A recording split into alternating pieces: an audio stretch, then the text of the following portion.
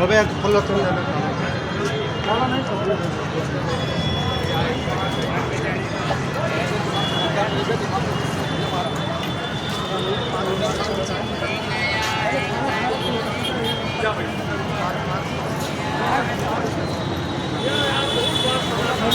બિરલા મંદિર છે સામે વાળો, અને આ સામે બિરલા ધર્મશાળા છે, અને આ આપણે રામ મંદિર રોડ આવી ગયો. હવે રામ મંદિર આવી જાય,